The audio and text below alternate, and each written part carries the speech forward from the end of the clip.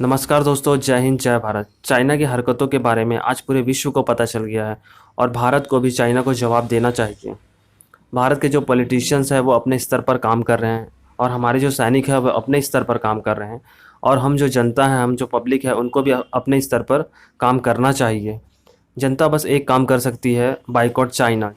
ये मुद्दा कितना गंभीर है दोस्तों, ये आपको बताने की ज़रूरत नहीं है, क्योंकि चाइना आए दिन हमारे सैनिकों को बॉर्डर पर शहीद कर रहा है। इसलिए हमें इसका जवाब देना होगा। तो दोस्तों, आज से ही प्रण लीजिए कि आप चाइना के किसी भी प्रोडक्ट को नहीं खरीदेंगे और स्वदेशी वस्तुओं को ही खरीदेंगे और अपने देश के उन्नति में अपना योगदान देंगे। वैसे तो चाइना के बहुत सारे प्रोडक्ट्स हैं जो इंडियन मार्केट में हैं, लेकिन हम लोग को कहीं ना कहीं से तो शुरुआत करनी होगी। भारत में स्मार्टफ़ोन का जो बाज़ार है, जो मार्केट है, उसमें चाइना 70% मार्केट पे राज करता है। तो आज मैं आपको बताऊंगा कि चाइना के कौन से प्रोडक्ट्स हैं जिनको आपको नहीं खरीदना है और उनके सब्स्टिट्यूट प्रोडक्ट क्या हैं जिनको आप खरीद सकते हो। तो चलिए दोस्तों, पहले मैं आपको चाइना के मोबाइल्स के बारे में बता देता हूं जिनको आपको बिल्कुल भी नहीं खरीदना है, बिल्कुल भी बाइकआउट करना है इसका। पहला है वीवो। वीवो का मोबाइल बहुत ही अच्छा होता है, उसका कैमरा क्वालिटी बहुत अच्छी है, लेकिन आपको नहीं खरीदना है, आपको इंडियन प्रोडक्ट खरीदना है। दूसरा है ओप्पो। ओप्पो के मोबाइल भी बहुत अच्छे होते हैं, उसके भी कैमरा क्वालिटी बहुत अच्छे होते हैं, लेकिन आपको ये भी नहीं खरीदना है। तीसरा है दोस्तों शॉमी। शॉमी के मोबाइल्स दोस्तों बहुत ही अच्छे होते हैं और सबसे ज़्यादा यही बिकते हैं।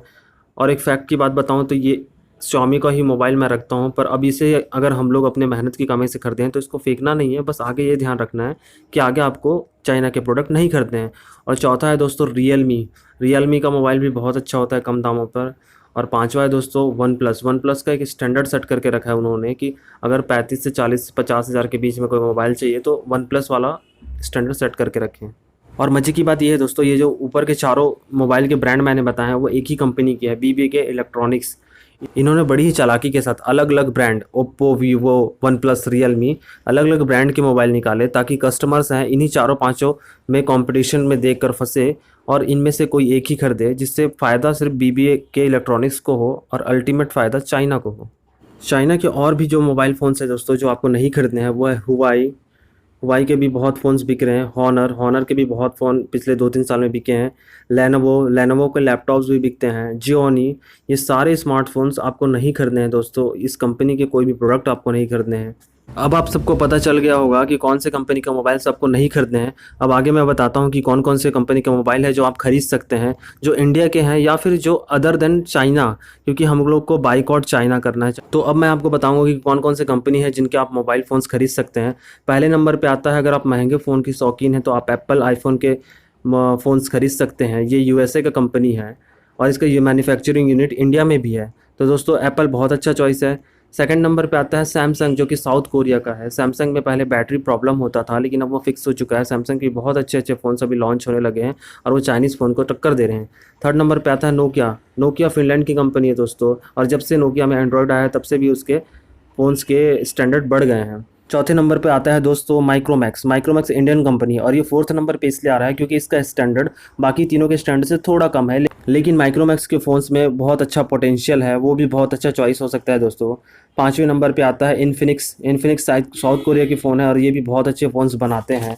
छठवें नंबर पे आता है सोनी। सोनी का स्टैंडर्ड बहुत अच्छा होता है। 2010 के आसपास सोनी इरेक्शन बहुत चलता था और सोनी के भी बहुत अच्छे अच्छे एंड्रॉयड फ़ोन आते हैं। इन सारे मोबाइल फ़ोन्स का लिंक मैंने डिस्क्रिप्शन पर दे दिया है दोस्तों, आप जाके चेक कर सकते हैं वहाँ पे। अब इसके बाद नेक्स्ट आता है लावा। लावा 2013 तक भारत में बहुत ज़्यादा पॉपुलर था। ये भारत की ही कंपनी है, पर जब से चाइना का मोबाइल आया तब से इसका मार्केट शेयर डाउन हो गया।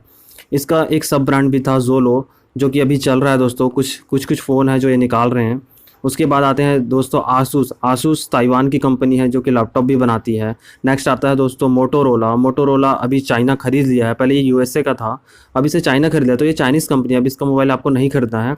इसके बाद आता है दोस्तों HTC। HTC भी ताइवान की ही कंपनी है जिसकी क्वालिटी बहुत अच्छी रहती है। उसके बाद नेक्स्ट आता है दोस्तों LG।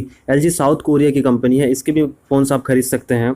उसके बाद नेक्स्ट आता है दोस्तों थोड़े से हाई क्वालिटी में, स्टैंडर्ड भी अच्छा रहता है, गूगल नेक्सस पिक्सल ऐसे करके फ़ोन आते हैं इनके, ये भी बहुत अच्छे होते हैं। इसके बाद नेक्स्ट है दोस्तों पैनासोनिक, जो कि जापान की कंपनी है। पैनासोनिक के भी स्मार्टफोन बहुत अच्छे होते हैं दोस्तों। उसके बाद है इंटेक्स। इंटेक्स इंडियन कंपनी है दोस्तों और इसके भी मोबाइल बहुत ज़्यादा चलते थे 2013-14 में, और ये कंपनी अभी मोस्टली मोबाइल फ़ोन बनाना बंद कर चुकी है, लेकिन अगर आप लोग का सहयोग हुआ तो ये सारे भारतीय कंपनी फिर से मोबाइल फ़ोन मैन्युफैक्चरिंग करना शुरू करेंगी और चाइना को जवाब दे सकेंगी। इन सारे मोबाइल्स कंपनीज़ के जो बेस्ट मॉडल्स हैं उनका लिंक मैंने डिस्क्रिप्शन पर दे दिया है। आप अपने फ्रेंड्स को, अपने फैमिली में ये सजेस्ट कीजिएगा कि ये जो कंपनी के नाम मैंने बताए हैं इन्हीं कंपनियों के स्मार्टफोन्स खरीदें और बाइकआउट चाइना को सफल बनाएं और चाइना को जवाब दे। अगर आपको ये वीडियो अच्छा लगा हो तो अपने फ्रेंड, अपने फैमिली में शेयर कीजिएगा और हमारे चैनल को सब्सक्राइब कीजिएगा। जय हिंद, जय भारत।